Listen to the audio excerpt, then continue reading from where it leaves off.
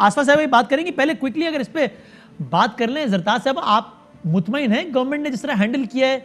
आपको नहीं लगता कि एक दिन की कवरेज मिल रही थी उसके बदले 3 दिन की कवरेज मिल गई? खुद फवाद चौधरी साहब भी कह रहे हैं कुछ समझ नहीं आई, पहले कहा नहीं करने देंगे, फिर आज का कर लें जलसा। आपको लगता है बेहतर हैंडल हो सकता था? Thank you Waseem. मेरा ख्याल है कि ये क्विकली तो नहीं है, ये तो बड़ा एक लॉन्ग इसके लिए रिस्पांस चाहिए।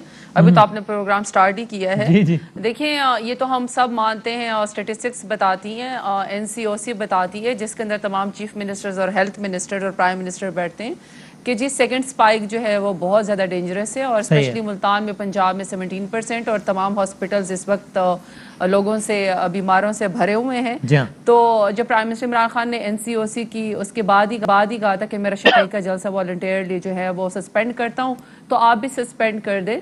तो उसमें बेसिकली तो नहीं होना चाहिए था, लेकिन आपने कहा कि कुछ कन्फ्यूजन तो देखिए मैं आपको एक बात बताऊँ, पंजाब के अंदर जो है जब एनसीओसी जब पहली दफ़ा बनी थी तो पंजाब के अंदर भी इस वक्त इन्फेक्शियस डिजीज़ का और स्मोक की वजह से कैलामिटी एंड रिलीफ एक्ट 1958 जो है इस वक्त नाफिज हुआ है, जिसके अंदर कमिश्नर्स और डीसीस के पास स्पेशल इख्तियारात हैं। जब उनको लगता है कि जहाँ पे जमघटा नहीं करना चाहिए, 300 से ज़्यादा अफराद नहीं होने चाहिए, जहाँ पे सुपीस की वायलेशन हो रही है वहाँ पे उन्होंने एक्शन लेना है।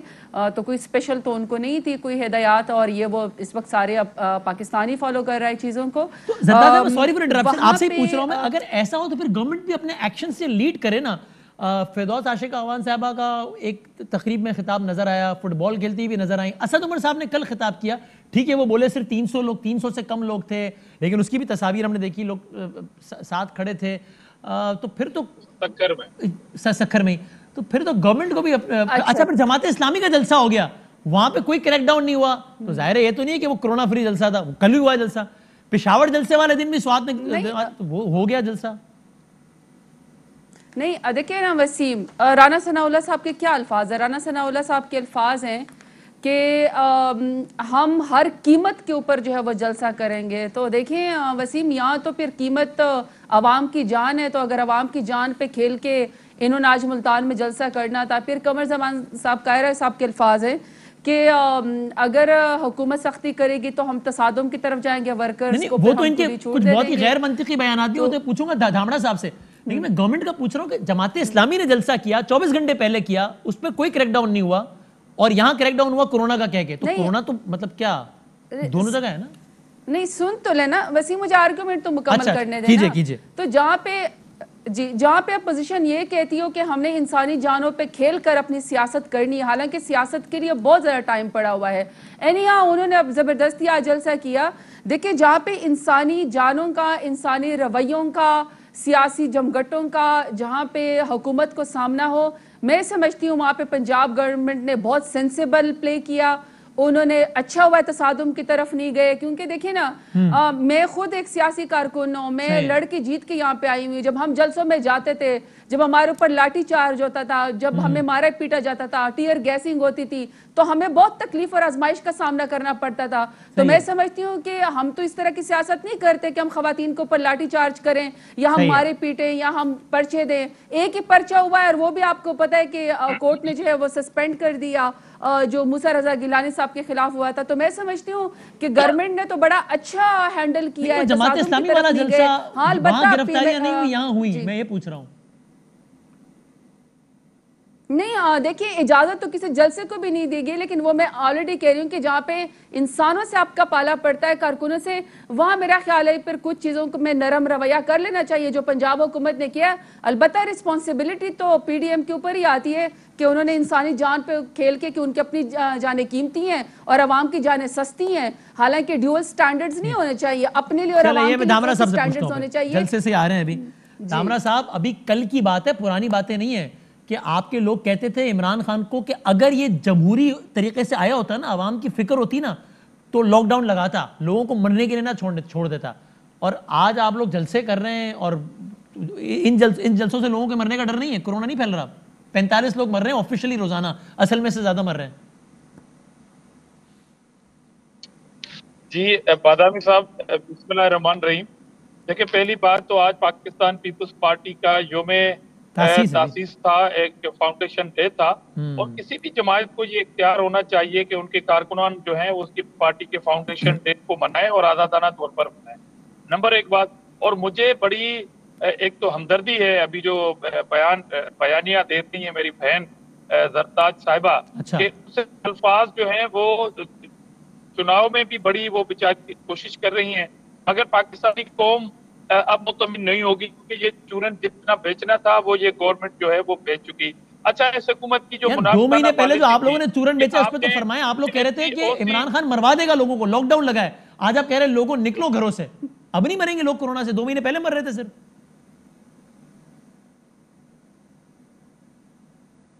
देखें, पहली बात तो अभी जो इनके वजीर जो कोरोना के हवाले से जो एक कमेटी बनी है NCOC वाली, जिसको वो हेड करते हैं, आपने अभी बिल्कुल ठीक फरमाया कि सक्खर में 28 तारीख को उन्होंने यूथ कन्वेंशन से खिताब किया।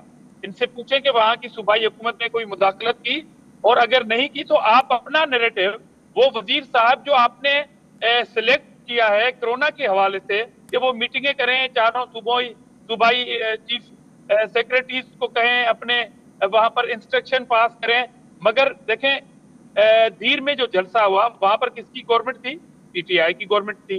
प्राइम मिनिस्टर एक ही हैं, पंजाब के चीफ मिनिस्टर भी PTI के हैं।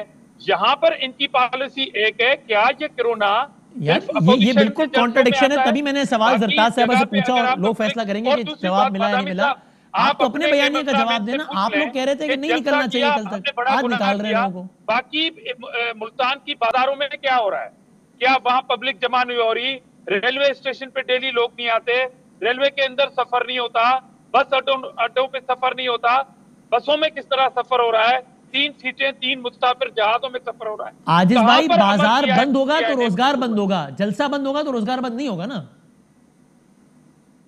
देखिए, इन्होंने जलसे को रोकने की फुल कोशिश की, और इनको ये मैं तो आपसे पूछ रहा हूं, आपने करने की क्यों कोशिश की? कल तक आप कह रहे थे कि पब्लिक गैदरिंग्स नहीं होनी चाहिए कोरोना में, इमरान खान मार देगा लोगों को। थैंक्स करना चाहता हूं कि इन्होंने 5 दिन का जलसा कर दिया, 5 दिन का जलसा किया, और इन्होंने अवामी प्रेशर देखा। जब आज इन्होंने ये कहा था कि हम धमकाएंगे, साबिक प्राइम मिनिस्टर के बेटे को हथकड़ियां लगाएंगे, उनके निहते बेटे को गिरफ्तार करते हुए, तशद्दुद करते हुए गिरफ्तार करेंगे। यार क्या गुनाह था? वो फुटेज पूरी कौम ने देखे हैं। तो आपने एक खौफ का माहौल पैदा किया कि ये लोग डर जाएंगे, ये नहीं आएंगे। मगर हम तो कह रहे हैं कि PTI हुकूमत पहली बार जियालों से और PDM के कारकुनों से सामना पड़ा है, तो इसलिए सरकार की जो आमराना जो हथकंडे थे वो नाकाम हुए। अच्छा, अब मैं तज्जिया लेता हूं बुखारी साहब से।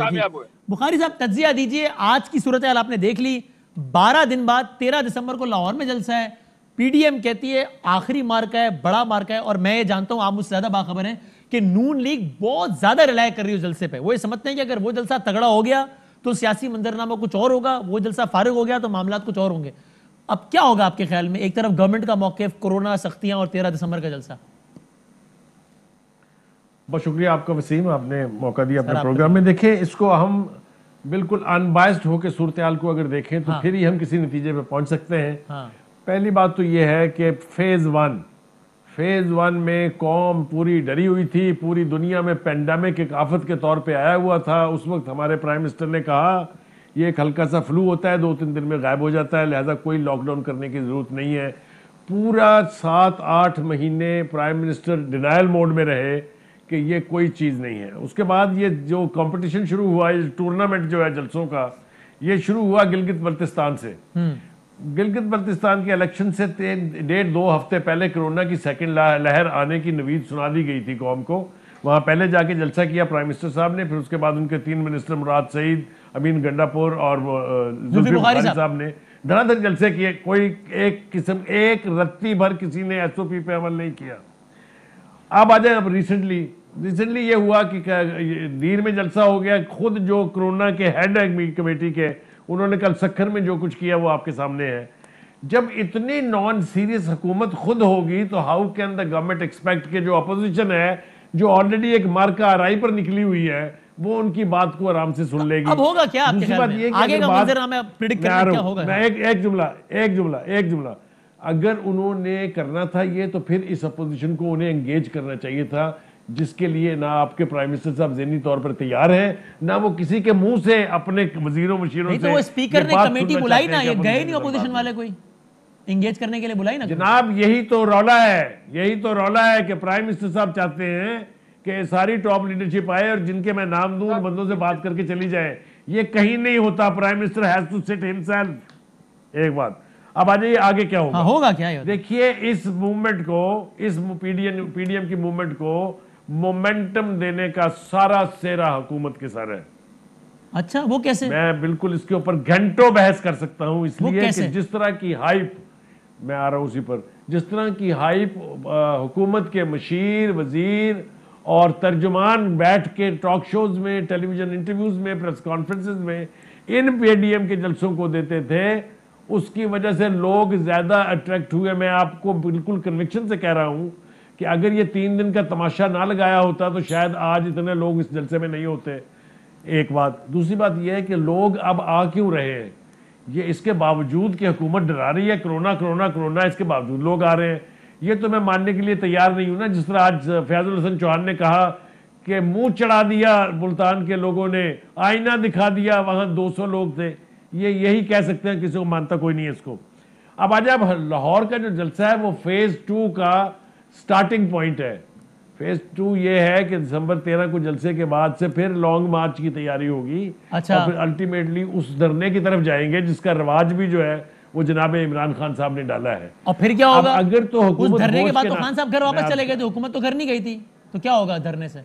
नहीं, किसने कहा हुकूमत घर नहीं गई? वो तो उसके 2 साल बाद गई ना, पनामा के चक्कर में, धरने से तो नहीं गई ना ना। करें डिबेट। बुनियाद इसी तरह रखी जाती है। मैं आपको जरा तारीख एक आधा मिनट मुझे दे दें सिर्फ। अयूब खान बहुत माइटीएस्ट मिलिट्री डिक्टेटर था। यूडीएफ बनी, उसके खिलाफ यूनाइटेड डेमोक्रेटिक फ्रंट, 4 आने चीनी महंगी हुई, the president Ayub has to go. उसके बाद आ जाइए Bhutto, the mightiest prime minister. अच्छा। स्वीपिंग मेजॉरिटी के साथ यहां से जीता। पीएनए बनी उसके खिलाफ, उसने मूवमेंट की, मसूफ गए घर। उसके बाद आईजीआई बनी, बेनजीर गई घर। उसके बाद पीटीआई बनी, नवाज शरीफ गया घर। ये ना बताएं मुझे आप, मैं हिस्ट्री का स्टूडेंट हूं, मुझे हिस्ट्री अच्छी तरह से याद रहती है। लेकिन चले मैं मजीद डिबेट करता हूं आगे। मैं दोबारा आऊंगा, क्योंकि अयूब खान का जब फॉल हुआ तब वो अपना 10 साल अशरा कामयाबी बना रहे थे, यानी कि 10 साल रूल कर चुके थे। मुशर्रफ साहब का फॉल हुआ अगस्त 2000 में, 10 साल कर चुके थे। तो वो बड़े मामला कुछ और भी रहे। फिर उस आईजीआई जब गिरी, आईजीआई की वजह से हुकूमत गिरी, तो एस्टेब्लिशमेंट का पलड़ा आईजीआई की तरफ था, इस वक्त मौजूदा हुकूमत की तरफ है। इसलिए मेरा ख्याल है कि बड़े मामला और है। लेकिन चले उसमें हम आते हैं, अगले राउंड में दोबारा बात करते हैं। मैं जरा एक लम्हे को जरा नून लीग का मौक़िफ़ लेके फिर जरताज साहब आता हूँ। मोहम्मद जुबैर साहब तर्जुमान है मरीम नवाज शरीफ, वो भी हमारे साथ हैं। अस्सलाम वालेकुम जुबैर साहब। जी अस्सलाम वालेकुम। बहुत शुक्रिया वक्त देने का। आज भी मरीम साहबा ने तो बड़ी सख्त तकरीर की है कि वो 2 सेलेक्टर धक्का दे रहे हैं हुकूमत को, लेकिन बस नहीं चल रही मेट्रो की तरह। लेकिन आपको लगता है आज भी स्टेज में कोई भी अपने नैरेटिव की सख्ती को उस हद तक ले गया जहां नून लेकर गई, जहां तक मरीम साहबा लेकर गई? जुबैर साहब, एक तो अभी हम लाहौर पहुंचे हैं वापस। अच्छा, ठीक है। तो उन्होंने कहा पदानी साहब का है, मैंने कहा बहुत शुक्रिया सर, नवाजिश। तो इसमें कोई आपको शक है कि मेट्रो नहीं चलती है, उसको धक्के लगाना पड़ता है? तो इस हद तक तो आप बिल्कुल सच बोला उन्होंने। आग लग जाती है, चलती नहीं है। बयानी की सख्ती मेरा इस जुमले का जो अव्वलीन हिस्सा था ना, उस हवाले से, दूसरे हिस्से से नहीं है। ये आपने बड़ी मासूमाना बात की है वैसे। आपसे सीख लिया। दूसरी बात ये, मैं कह रहा हूँ जितनी सख्त बात मरियम बीबी कर रही है और कोई नहीं कर रहा, तो ये ना हो कि नून लीग आइसोलेट हो जाएगी मेरे ख्याल से।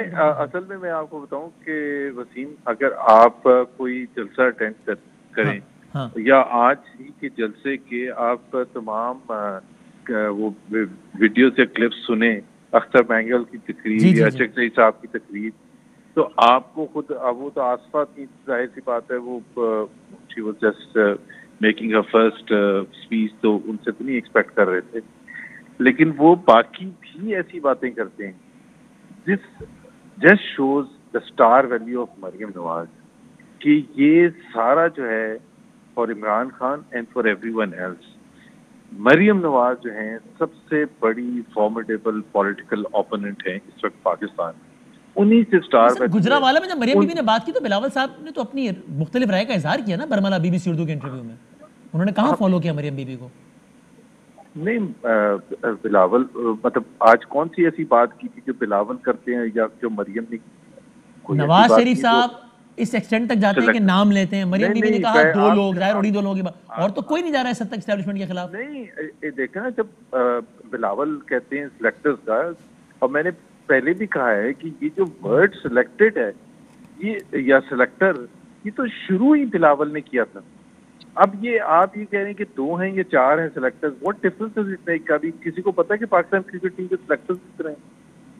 मतलब शायद 4 हैं या 3 हैं या 5 हैं या 2 हैं, बट द पॉइंट इज कि वो जो पॉइंट को जो एम्फसाइज कर रही थी वो वही पॉइंट था जो तमाम कंबाइंड ऑपोजिशन पीडीएम के प्लेटफॉर्म से जब पहले रेजोल्यूशन पास हुआ था, ठीक है, उसमें बड़ा क्लियर कट कहा गया था। तो उसी लिहाज से मैं चले एक आखिरी स्ट्रेट क्वेश्चन कर लेता हूं, बस फिर मैं आगे एक स्ट्रेट क्वेश्चन, मासूमाना सवाल। आपके ख्याल में जैसे आपकी पार्टी के इस वक्त एस्टेब्लिशमेंट से ताल्लुकात हैं, जैसे भी है, मैं नहीं कह रहा आप कमेंट करें कि अच्छे या बुरे, पीपल्स पार्टी के भी वैसे ही हैं या उससे मुख्तलिफ है आपके ख्याल में?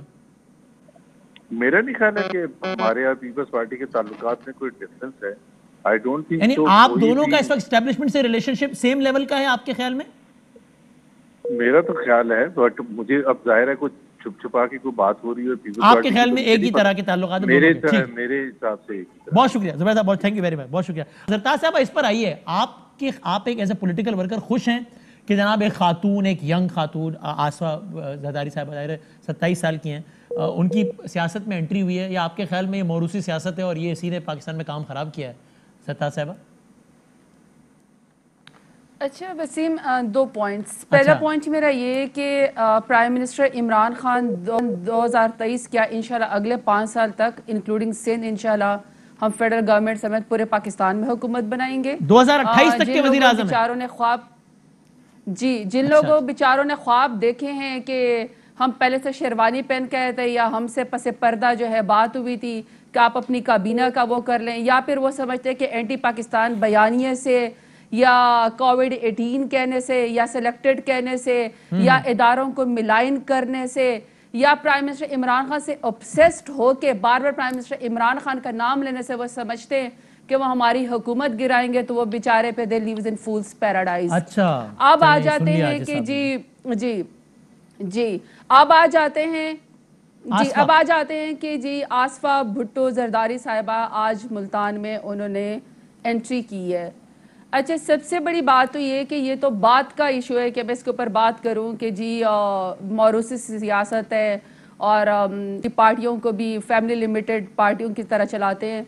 वो तो एक पॉलिटिक्स इनकी है ही कि 2 पॉलिटिकल पार्टियां इस वक्त पॉलिटिकल डायनेस्टी जो है वो खानदानों का शिकार हो चुकी हैं, वहां पे कोई और नई लीडरशिप नहीं आई है। लेकिन चूंकि अभी आपने पहले PMLN के तर्जमान का आपने वो लिया, उन्होंने कहा है कि जी एक ही लीडर जो है वो मुल्तान जलसे में प्राइम मिनिस्टर इमरान खान के सामने खड़ी नजर आई।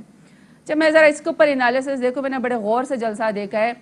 मैंने आज पहली दफा मरियम नवाज को इंतहाई कंफ्यूज्ड, इंतहाई फ्रस्ट्रेटेड और overshadowed by the Aseefa Bhutto Zardari देखा, क्योंकि वो काफी देर तक स्टेज के ऊपर नजर नहीं आई, वो काफी देर तक अपनी गाड़ी के ऊपर बैठी रही हैं, वो स्टेज तक जा ही नहीं सकी हैं।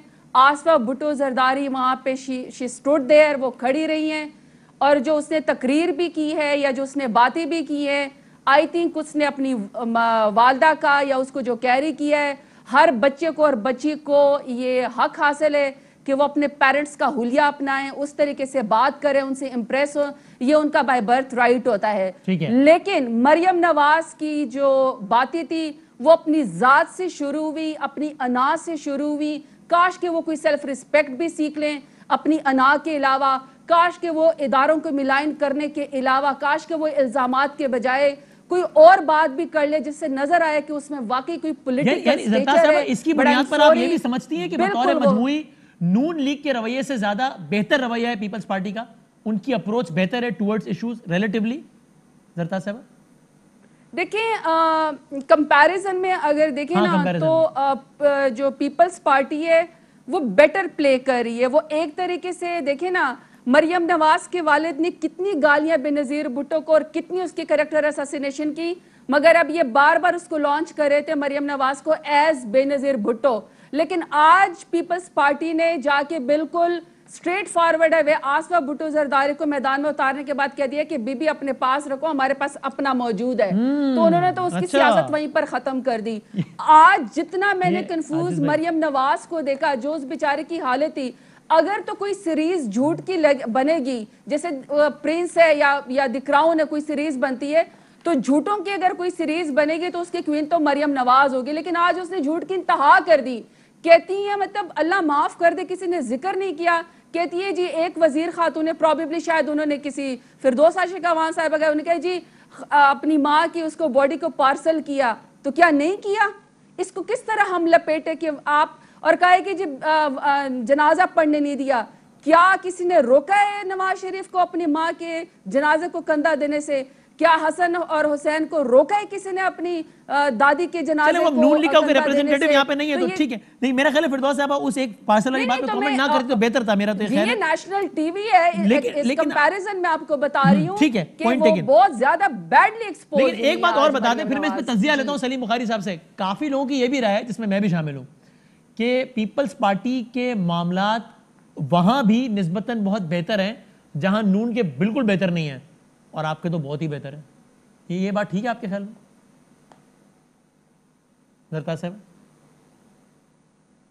देखिए मैं समझती हूँ वो बेटर प्ले कर रहे हैं, वो इस तरह कर रहे हैं कि बिलावल भुट्टो जरदारी ने प्रॉपर नवाज शरीफ से पूछा कि जैसे हम सराइकी में कहते हैं ना कि रसीदा कटो, हम कहते हैं जी रसीदे दिखाओ आपकी मनी ट्रेल क्या है। तो उसने नवाज शरीफ से सीधा सवाल कर लिया कि अगर आप एस्टैब्लिशमेंट के ऊपर इल्जामात लगाते हैं तो आपके पास कोई सबूत तो होगा ना। तो मैं समझती हूँ कि उनको कटहरे में उन्होंने लाकर खड़ा कर दिया। फिर सिंध के अंदर जिस तरह मरियम नवाज की इंसल्ट की गई, फिर खुद ड्रामा किया, फिर खुद से जो बिलावल भुट्टो थे वो मजलूम भी बन गए। अब तो ये ना कहें जरदारी, अब तो उसमें रिपोर्ट आ गई ना, आर्मी चीफ की रिपोर्ट आ गई, तो अब तो साबित हो गया कि वो सिंध गवर्नमेंट ने नहीं किया था, वो काम कहीं और हुआ था। वो तो प्रूफ हो गया ना साहब, रिपोर्ट आ गई इस पर। नहीं, वो काम कहीं और जो हुआ था तो इतना मजलूम बनने की क्या जरूरत थी ना। ये यही कह रहा था कि हमने नहीं किया, हम शर्मिंदा हैं, और साबित हुआ कि उन्होंने नहीं किया था। नहीं, मैं सिर्फ ये कह रही हूँ कि बेनजीर भुट्टो की जो पार्टी है या बिलावल भुट्टो जरदारी है, वो इनसे बेटर इस तरह प्ले कर रहे हैं कि इसमें मैं तज्जिया ले लेता हूं। शर्मिंदा भी कर रहे हैं, ठीक है, अच्छा, इनका वोट बैंक भी खत्म कर रहे हैं, और ये भाई भाई करें कि जी हम बड़े अच्छे हैं। लेकिन मेरा ख्याल है कि काफी बड़ा गर्क हो चुका है। सलीम बुखारी साहब, मैं इस राय से बहुत एग्री करता हूं, जरदारी साहबा की मैं एग्री करता हूं कि पीपल्स पार्टी बड़ी रियलिस्टिक अप्रोच के साथ, और ये हिस्टोरिकली, यानी बेनजीर साहबा के वालिद मोहतरम फांसी चढ़ गए, फिर भी जब 86 अप्रैल में वापस आई मीनार पाकिस्तान लाहौर जलसा, उन्होंने उस सतह का पंगा हरगिज भी नहीं लिया ज़िया-उल-हक से। फिर 88 में गवर्नमेंट बन गई, तब भी असलम बेग साहब से हर मामले में कंसीड किया। वो बड़ी प्रैक्टिकल अप्रोच। मरियम बीबी लड़ाई को इतनी आगे ले गई है कि जिसके बाद सिर्फ नुकसान ही नुकसान है। इस सबकी नेट लूजर मेरा ख्याल है PMLN, और लॉटरी लगेगी पीपल्स पार्टी की। बेहतर प्ले कर रही है मेरे भी ख्याल से। आपकी क्या राय है बुखारी साहब?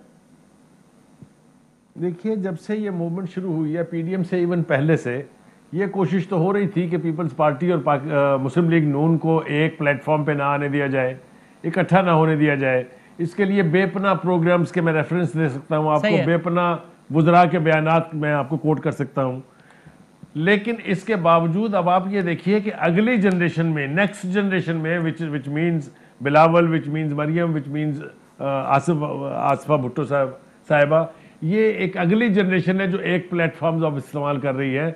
ये कैसे चलेगा, कैसे आगे जाएगा, मेरे ख्याल से इसके बारे में अभी अंदाजा लगाना मुश्किल है। अच्छा। लेकिन इससे ये एस्यूम कर लेना कि वो फलां को पछाड़ देंगी और वो फलां को पछाड़ देंगी, इससे खुशफहमी में मुब्तला तो हुआ जा सकता है, लेकिन ऐसा अभी फौरी तौर पर कुछ होने नहीं जा रहा है। अच्छा, 2-3-4 बातें जिन पर मैं और कमेंट करना चाहता हूँ। अभी बीबी ने भी कहा, और उससे पहले फिरदौस आशिक अवान साहबा ने कहा कि माँ की बॉडी पार्सल कर दी है।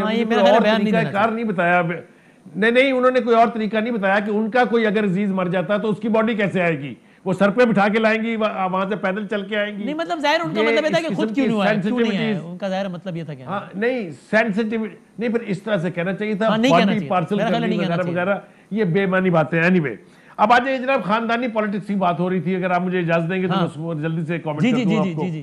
ये मुझे कतन अचंबा नहीं हुआ इससे, ना मुझे हैरत हुई है कि आसफा लॉन्च कर दी गई है मुल्तान में, क्योंकि उनके ब्लड में पॉलिटिक्स है। सही है सर, शाहनवाज भुट्टो से शुरू हो जाइए, भुट्टो पर आ जाइए, मुर्तजा पे आ जाइए, शाहनवाज पे आ जाइए, नेम देम, करेक्ट, उनकी वालदा पे आ जाइए, ये this is in the blood, so ये जारी रहेगी। मगर ये पाकिस्तान स्पेसिफिक नहीं है।